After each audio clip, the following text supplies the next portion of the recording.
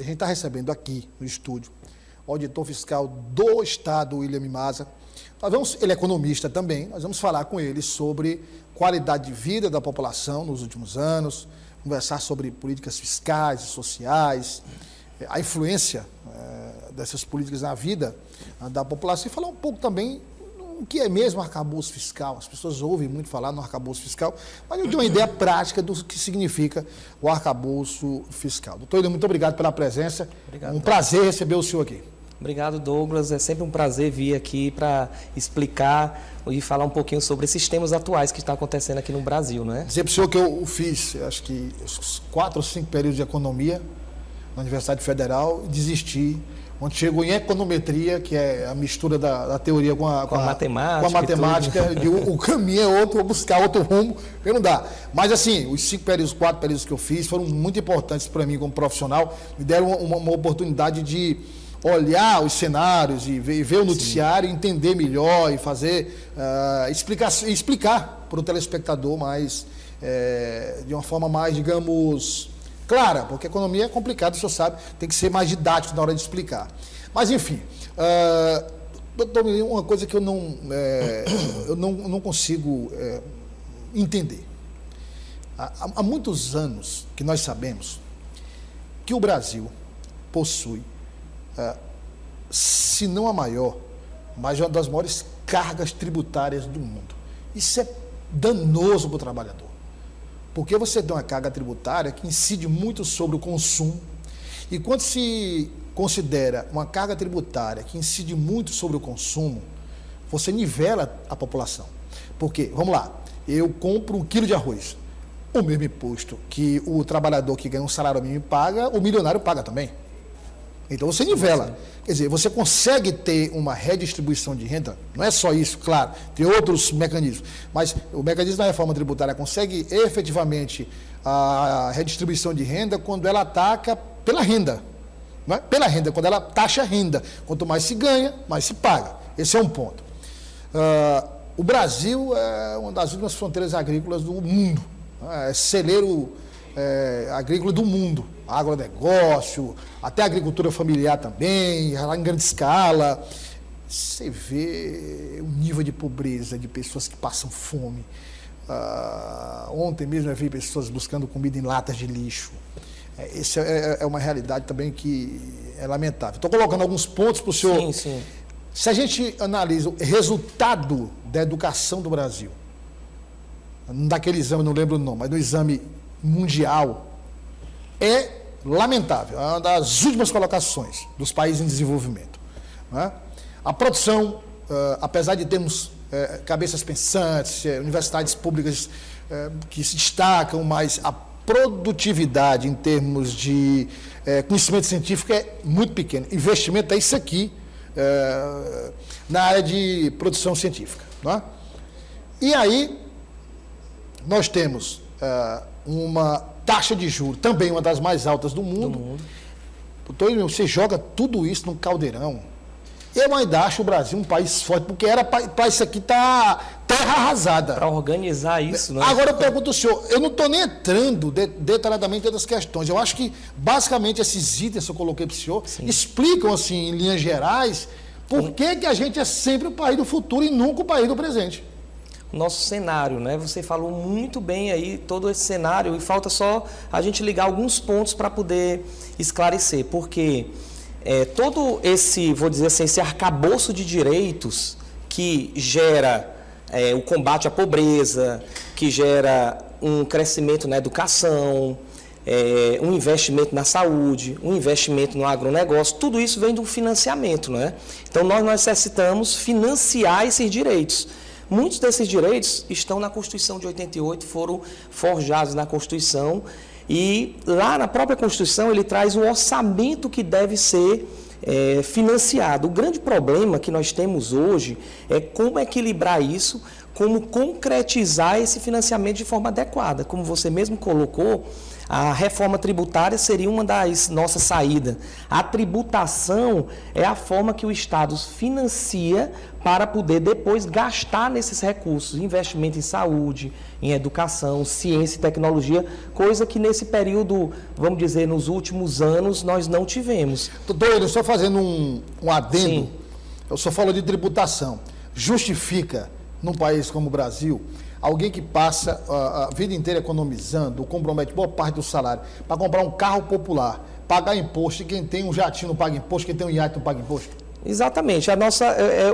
Isso aí não justifica de maneira nenhuma. Então, por isso que eu falo numa reforma tributária justa, porque, como você colocou no início, nós temos uma tributação muito forte sobre o consumo, que não cria o que a Constituição mesmo diz, a progressividade, tributar mais quem ganha mais e menos quem ganha menos. No Brasil, nós temos um sistema regressivo, que é justamente o contrário.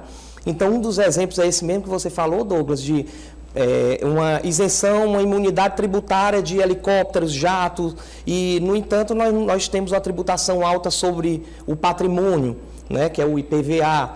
E entre outras questões, por exemplo, a tributação sobre consumo, uma baixa tributação sobre a renda. Então, as pessoas que são mais ricas, que estão no topo da cadeia, da pirâmide de renda, elas têm isenções fiscais, benefícios fiscais, no final termina tendo uma tributação menor. E aí a gente considera isenções fiscais, quando o senhor fala, eu nem usaria só isenções fiscais. Isenções seria o termo, porque se a gente olhar, essas pessoas, elas têm isenção do ponto de vista da pessoa física e quando tem suas empresas para investir, também pessoa jurídica. Então, elas são beneficiadas tanto no aspecto da pessoa física quanto no aspecto da pessoa jurídica. Exatamente. Também. E o grande problema que isso recai seria no financiamento, como nós falamos no início, desses direitos que você mesmo colocou que nós não temos, não desenvolvemos durante todo esse período. E aí a gente entra na questão da regra fiscal que nós iniciamos. Então, nós temos que casar, fazer essa costura entre a receita, que é uma tributação com ônus tributário, esse ônus que vai recair sobre o cidadão de forma proporcional, como eu disse inicialmente, tributar mais quem ganha mais e tributar menos quem ganha menos, ao mesmo tempo em que nós temos também que pegar a outra ponta, que é a despesa, e nessa despesa a gente financiar esses direitos sociais. A grande questão que nós temos hoje, Douglas, é que, já chegando um pouco nessa questão do arcabouço fiscal, é que sempre houve uma disputa desde a Constituição entre pagamento desses direitos, financiamento desses direitos e financiamento de juros para pagar a dívida pública. Nós sabemos que quando nós pagamos os juros, nós estamos beneficiando, de certa forma, o rentismo, bancos, e, de uma maneira geral, termina desvirtuando um pouco desse financiamento, desses direitos sociais, desse arcabouço, vamos dizer, social que a Constituição trouxe, né? Justifica o Brasil ser um dos maiores produtores de petróleo do mundo, tem um pré-sal que foi descoberto. Aí você tem historicamente um problema, doutor Ilmi, que qualquer pessoa, eu vou usar aqui, minimamente letrada, entende, ou melhor, não entende, por que o Brasil não investe em parques de refinaria, de refino do petróleo? Quer dizer, é um produto nosso, né? Que é um produto nosso, a gente produz o petróleo bruto, manda esse petróleo, é beneficiado, volta com valor agregado e compra mais caro. Quer dizer, nunca se entendeu isso. A Petrobras, o governo é sócio majoritário da Petrobras. Como é que se paga, pela primeira vez na história desse país, como é que se paga um óleo diesel, que é o combustível usado para o transporte da riqueza do país, que também de uma maneira equivocada se investiu mais em rodovia do que não em ferrovia, hidrovia, mais caro do que a gasolina. Como é que pode? Quer dizer, claramente há uma política na Petrobras de benefício da renda dos acionistas do exterior. Exatamente. Quer dizer, tudo isso, doutor, não entra na cabeça da população. A gente sabendo que nós somos os produtores, temos refino, temos a redistribuição, temos várias refinarias que ficaram paradas durante esse período. Então, ficou faltando muito nesse equilíbrio da receita, da política tributária, da receita e da despesa nesse investimento, principalmente essa questão do investimento, né? O investimento em setores que venham da soberania, como o petróleo, em setores mais produtivos. E quando nós falamos na ideia de reforma fiscal, A reforma fiscal ela tem que trazer um equilíbrio que sobre recursos suficientes para que a gente invista no investimento, na ciência e tecnologia, no poder de intervenção do Estado, porque o Estado ele contribui muito, vamos dizer, num sistema nacional de inovação, ele pode contribuir com a universidade, fazendo pesquisa, o Estado fomentando essas pesquisas e, ao mesmo tempo, a iniciativa privada entrando para formar essa tríade, né? E valer a pena esses recursos para o investimento no Brasil. O sistema fiscal, quando a gente fala em arcabouço fiscal, já chegando um pouco nesse novo arcabouço que está falando aí na mídia de uma maneira geral, é porque nós tínhamos antes, Douglas, um teto dos gastos. Eu não sei se você lembra que você falou bastante. Claramente o termo era teto de gasto. Teto de gasto. Então, voltando ao que nós conversamos no início, esse teto de gasto, ele restringia assustadoramente esses investimentos que você falou em Petrobras, em refinarias, a parte da saúde, ciência e tecnologia. Então, ele tinha doutor, um teto de gasto linear, indiscriminado. Exatamente. Bem reto ali, né? Reto, exato, 20 anos. Pronto. Então, era um teto de gasto que ele não levava em consideração os ciclos econômicos. A gente sabe que a economia, como teve época alta, teve época de baixa, retração. E agora ele trouxe, desde 2016, na época do governo Temer, uma restrição nesses gastos. Então, numa ponta, nós temos a receita, que é a política tributária, que justamente tira os tributos para poder investir, e a despesa, que é esse outro ponto. Aí você tem um teto que não deixava gastar.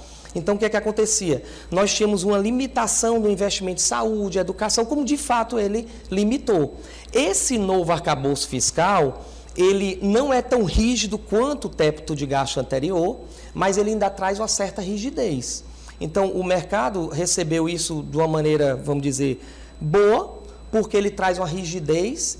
Por outro lado, ele traz uma flexibilidade que é o lado positivo. Exatamente, nessas áreas prioritárias. Então, ele deixou alguns pontos, por exemplo, o pagamento do piso da enfermagem, algumas transferências constitucionais, algumas questões na área de saúde, educação ficaram fora desse novo arcabouço fiscal. E aí vão ser discutidas caso a caso. Isso. E ele tem uma vantagem, outra vantagem, que ele ficou atrelado à receita. Então, se a nossa receita crescer, de certa forma, se a economia melhorar, a gente teria uma margem para gastar nessa despesa de 70%, não é?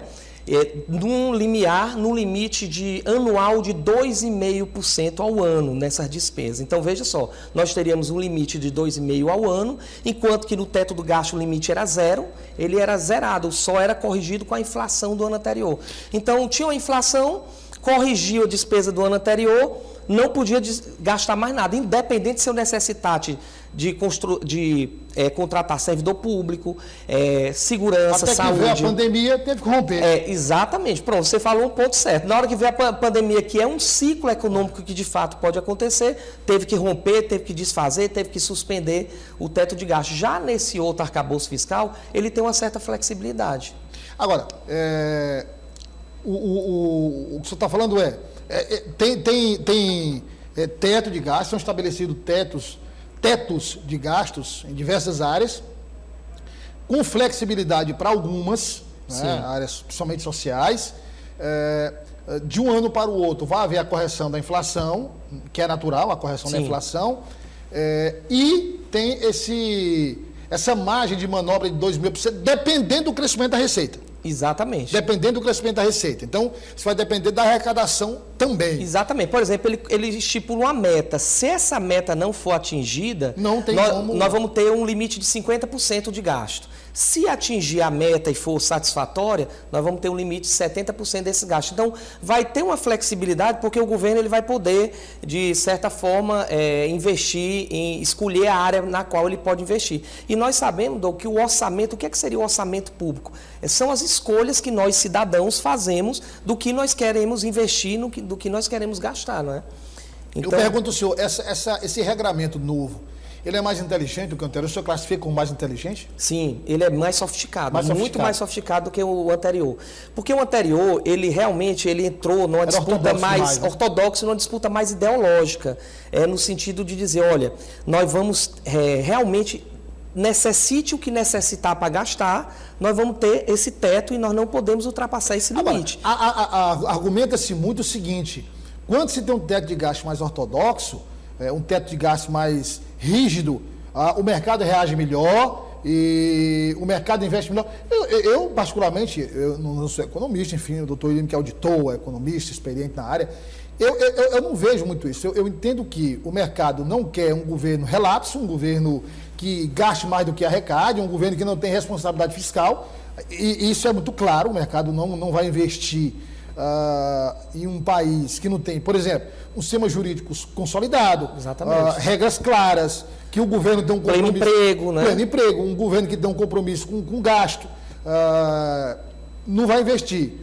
Mas eu não vi por exemplo, o mercado também, como o senhor disse, recebeu muito bem o arcabouço fiscal do governo Lula, que tem essas possibilidades de flutuação, tanto quanto recebeu na época do Bolsonaro, do Temer. Então, quer dizer, não vejo tanta diferença assim. E eu disse isso para o mercado. Para a população é enorme a diferença.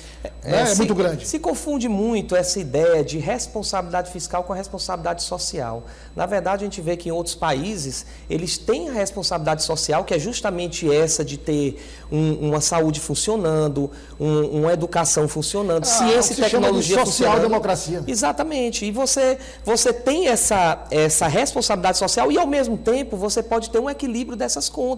Então, dizer que o mercado é o termômetro certo, eu concordo com você. Não é a coisa correta. Tanto que você deu um exemplo perfeito. Anteriormente, quando a gente tinha uma rigidez muito grande, o mercado respondia bem. Agora, com a maior flexibilidade, também ele estaria respondendo. Então, na verdade, eu creio que o que atrai muito são investimentos que o governo pode fazer para incentivar a iniciativa privada.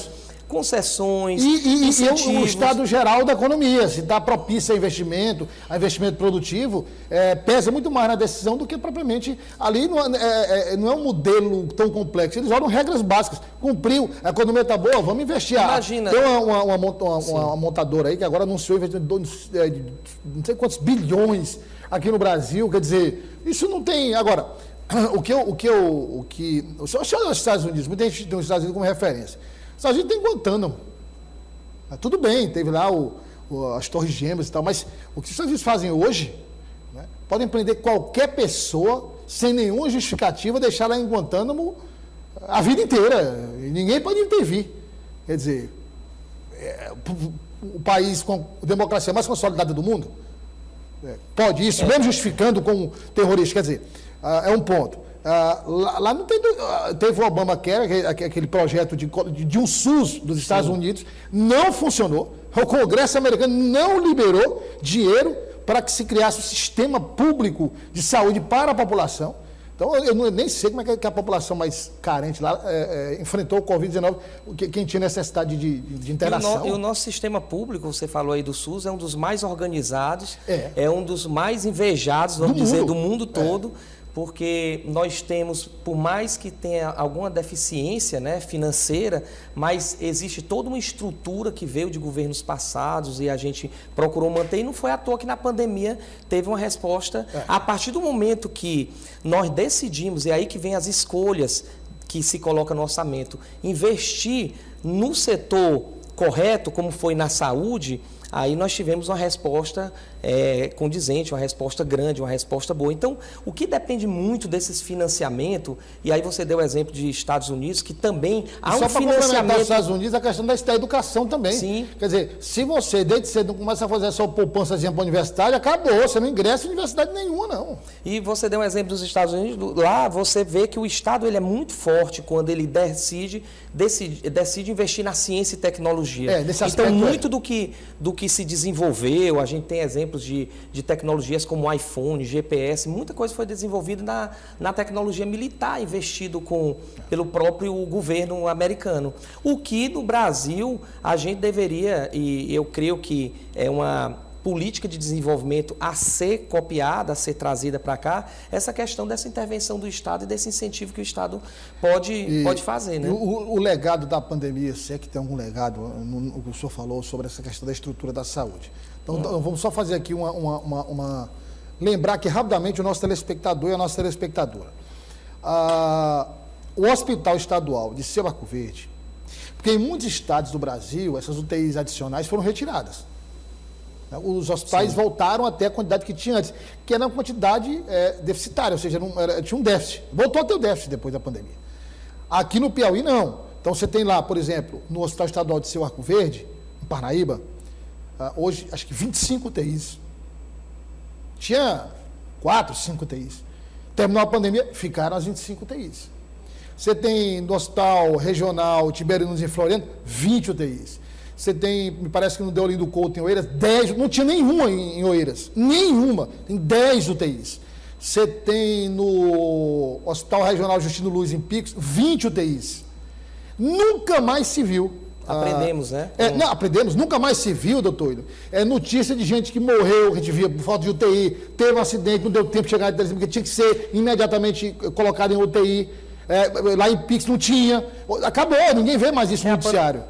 Aí você tem agora a previsão da abertura de 10 em Campo Maior agora, 10 em Esperantina. Então, quer dizer, as lições, quando se quer aprender as lições, se aprende e os resultados estão aí. Eu costumo até dizer assim, que teve a pedagogia da pandemia, né? A pandemia, de certa forma, mostrou que o Estado, quando ele quer, ele conseguiu recurso suficiente, se endividou mais, mas o endividamento faz parte do financiamento de recursos públicos também. Ele conseguiu fazer isso e, de certa forma, a gente teve uma reestruturação na parte da saúde. Não é? A gente investiu, como você deu aí vários exemplos. Alguns países, inclusive ele utilizou do que a gente chama de uma... ele utilizou várias indústrias de vários outros setores para poder industrializar produtos voltados para a saúde.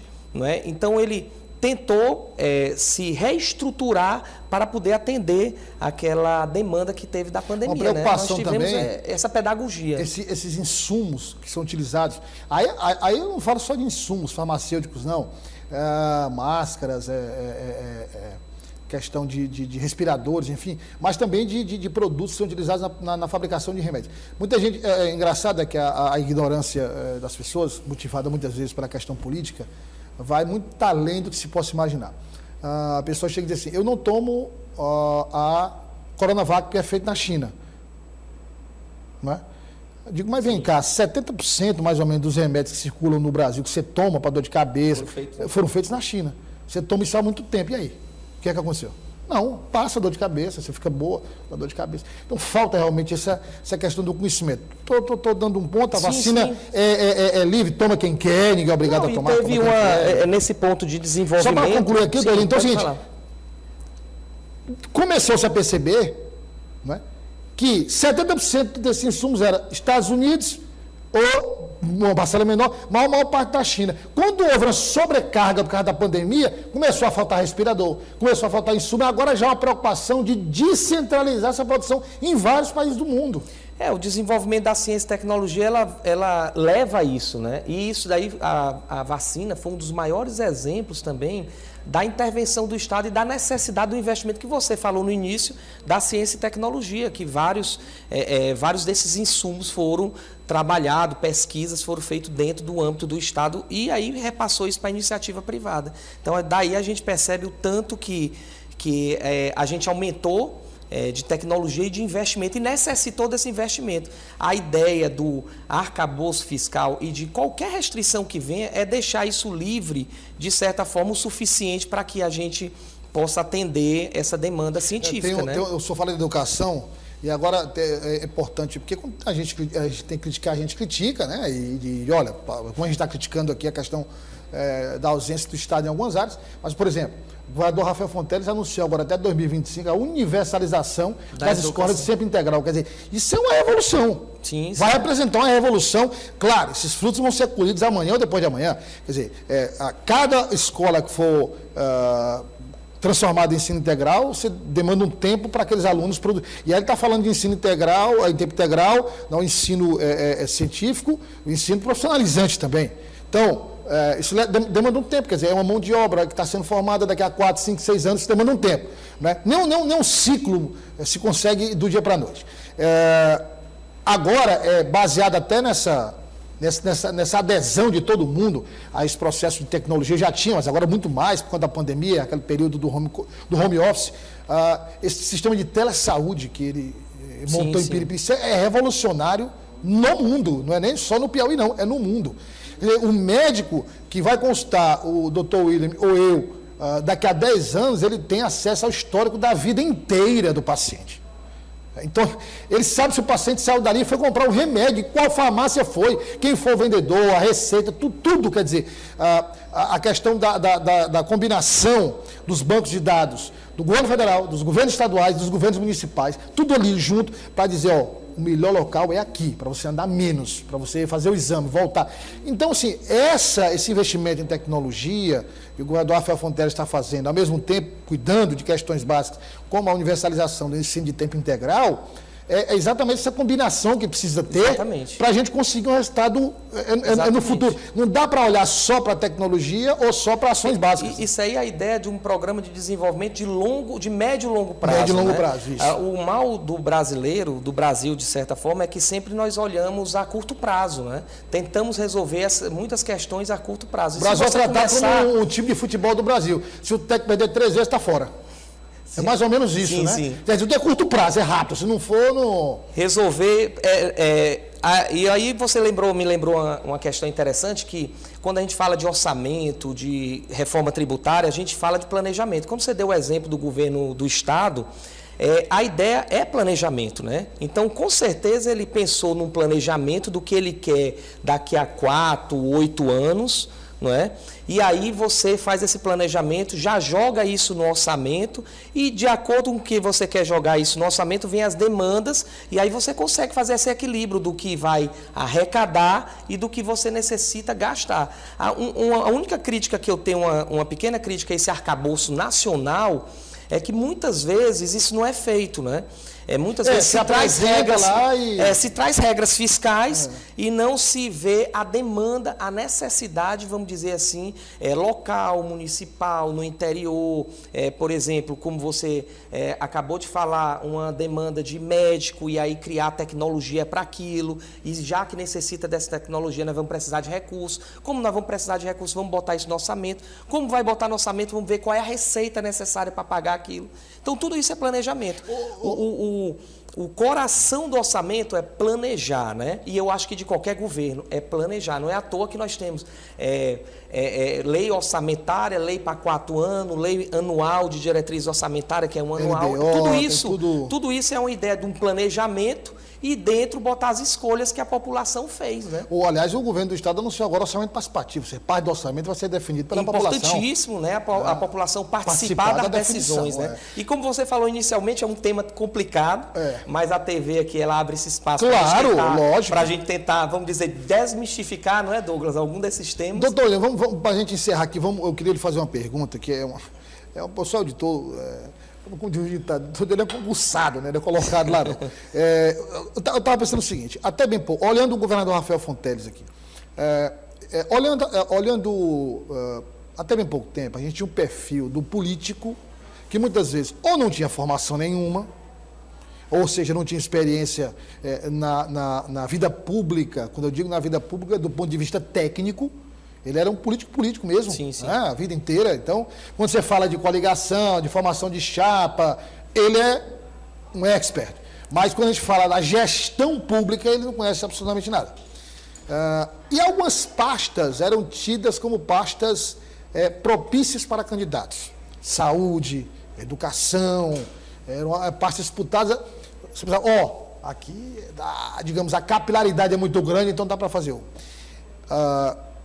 Nesse aspecto, o Piauí, ele pode fazer escola quando você elege um jovem que completou agora, no final de semana passado, 38 anos de idade.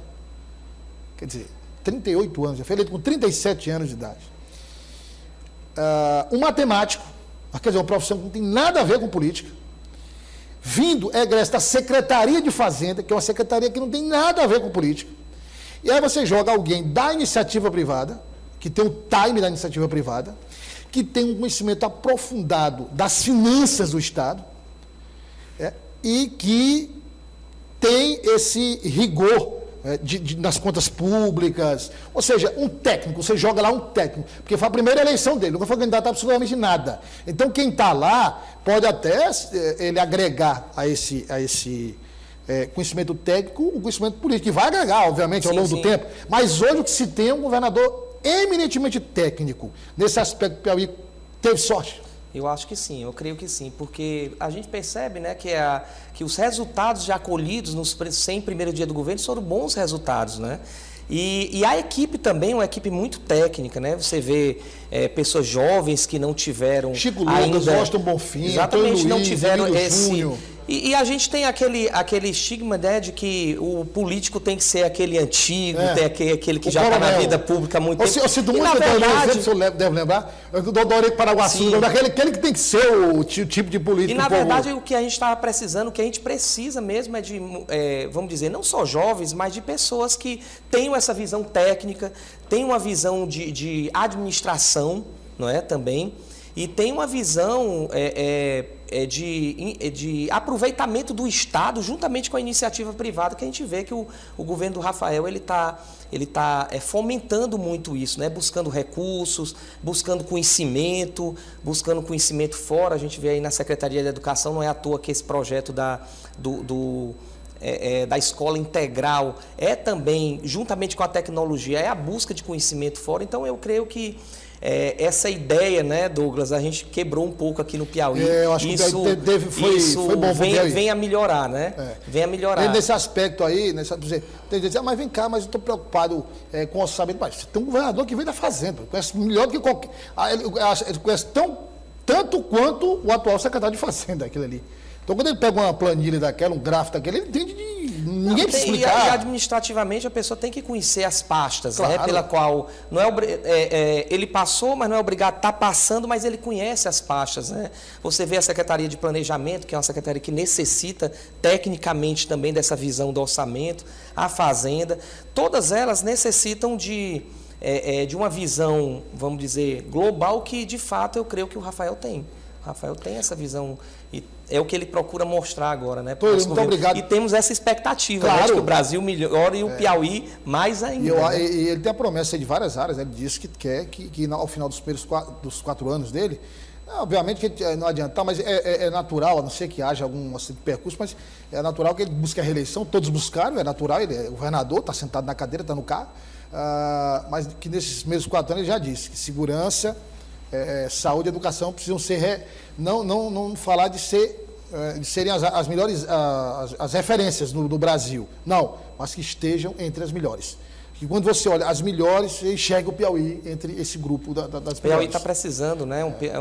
É um estado que sempre foi colocado como um dos estados mais pobres do Brasil, mas de certa forma a gente está conseguindo buscar essas linhas de desenvolvimento. Eu acho que você trazendo isso juntamente com o Brasil, de uma maneira geral, os estados que estão alinhados, né, conseguem de fato tentar essa mudança. Doido, obrigado pela presença. O senhor está convidado para voltar para a gente ir debatendo. Eu agradeço a oportunidade. De tempos em tempos é importante, quando surgirem essas mudanças na economia, as mudanças na administração pública, que impactam direto na vida da população, é importante ter esse tipo de conversa para as pessoas entenderem. Desmistificar um pouco essa questão da economia, da questão fiscal, como se a população não pudesse. E de um tempo para cá, nós necessitamos mais ainda tratar desses temas. Desde a época do impeachment, foram temas que foram colocados muito próximo da população e ela ficou buscando esse conhecimento. Estava vendo aqui o presidente da Câmara, Samuel, com a escola do Legislativo, levando crianças do ensino fundamental, mostrando o funcionamento da Câmara, como é que está a entrada no projeto, como é que cresce, como é que se formata um projeto, como é que a população pode participar diretamente. Você tem que criar essa consciência política nas pessoas desde cedo. Gostar de política não quer dizer que você necessariamente tem que ser candidato, não. Gostar de política é acompanhar. Não é um direito que você tem, não. É um dever que você tem de acompanhar, de fiscalizar e de cobrar. A gente tem um programa, para encerrar, interessante na Secretaria de Fazenda, e não só na Fazenda do Piauí, mas no Brasil todo, que é a questão da educação fiscal. Você me lembrou, é uma forma de levar esse conhecimento dessa educação fiscal, disso que a gente está conversando aqui, nas escolas fundamentais, de ensino básico, públicas. Então, levar isso para conhecimento de garotões de 12, 13, 14 anos é bastante interessante. Aqui pra gente tratar em outra oportunidade, a gente pode falar sobre isso. Exatamente. Obrigado pela presença. Obrigado, foi um prazer. Prazer foi meu.